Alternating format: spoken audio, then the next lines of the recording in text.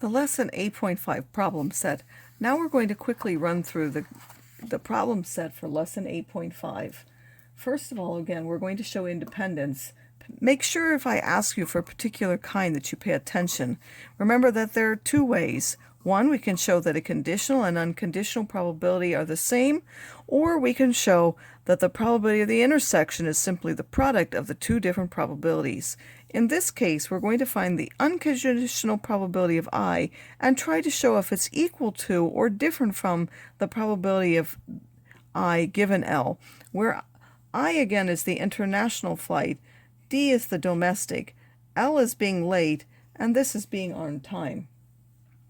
So I want the probability that it was international, and then the probability that it's international given that I know that it's late. If those two are the same, they're independent. If they're different, then it is dependent. In the second example, we're going to also show that using the conditional and unconditional probabilities. So you need to find first one and then the other one, where again, this is for single, this is for multiple, this is for the one bedroom, and then this would be for two or more. Again, we need some letters so that we can talk about them. So you're going to find the two. Again, they will be independent if those two are different. Independent if those are the same, and dependent if those are different. That will be true for both examples. And to remember to find this one, you're going to find the number of both divided by the number of the second one. Now there are 5 tiles with letters A, B, C, D, and E in a bag, where A and E are vowels in case you've forgotten. If we choose without replacement, that means they're going to be dependent. I have to adjust my second probability for the first one. If you choose with replacement, they are independent, and I can find the probability of one vowel and just multiply about with the probability of the other vowel from the original case without having to worry about how the first one affected the second one. Again, make sure in number 4 that you pay attention. In the first one, we're finding probabilities. It says if you replace the marbles, that means they're going to be independent, and if you don't replace the marbles, they will be dependent. In this case, you have to make sure that you adjust the second probability for the first one. Again, we're going to find, and we'll use this notation again, we want white and then blue. So this is a white on a first and the blue on the second. We simply need to multiply the probability of white and the probability of a blue on the second. For this one, if we do not replace, then we have to do what? We're going to find the probability of white again on the first, but for the second one, we're going to find the probability of given blue, given that we have a white on the second. So take one white out and one marble from the total when you find those probability. You're going to continue that when you're drawing again, only now we went for 2 white marbles. So in both of these, you're going to find a white on the first and the white on the second. In one case, you'll have to adjust, and the other one you won't, just as you did up here. Here again, you're simply going to multiply by the probability of white and the probability of blue on the second, and those both are from the original scenario with 4 white and 2 blue, whereas this one you will be adjusted. Here, make sure you do the same for the second 2 parts. You have to make sure which one needs to be adjusted and which one does not. In number 5, we're going to extend that to having we're having 3 customers who are waiting for cars. In the first one, we want the probability that all 3 customers get a white car. Well, it's possible because there are 4 white cars. So what's the probability that the first one got a white and the second one got a white and the third one got a white?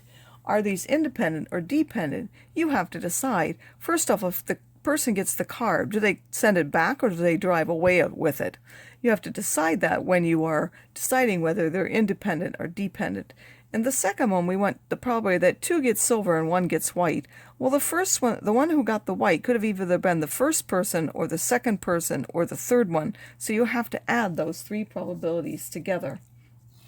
In the independent practice, make sure that you look at which one I'm asking for. Here I'm asking you to compare the probability of A given B with the probability of A to see if they're independent. So you're going to find 2 things. Again, you want to know if they're independent or not. And again, let's give some letters to these to try to make sure everyone's talking about the same thing. So we want to find the probability of t and then the probability of t given c, and to know whether those give the same thing or not. If they're the same, again, they're independent. If they're different, they're dependent or not independent. In number 7, you're going to do the same thing using the same sort of definition. Again, here you can use knows how to swim and does not know how to swim, knows how to ride a bike, and does not know how to ride a bike. In the next set of questions, which are the last ones, you're going to do probability, at least up here, those are the last ones, using probability of A, B, and then A and B. Again, they're independent if this probability is the product of those two, and dependent if it is not. So now you're going to find 3 different probabilities, all of them unconditional, and simply see if the product, these two multiplied together, gives you this. You're going to do that for both of these questions. Again, make sure you pick a convenient letter, such as M for men, W for women, out of state O, and in state I when you're writing the probabilities. And here, likes solving puzzles, does not like solving puzzles, plans a career in math and science, and does not plan a career in math and science would work. Again, you're going to use this definition for both of these questions. And the last part, we want to find probabilities. Again, here you're going to have to look at whether they're independent or dependent. The first question has 2 parts. You're going to find the probability that the first one is red and the second one is blue, first without replacement and then with replacement. In the second one, you're going to have different probabilities.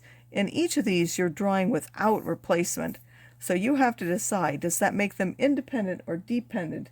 If they're independent, they will all have the same denominator. If it's dependent, the denominator will change because each time you would take out 1 marble.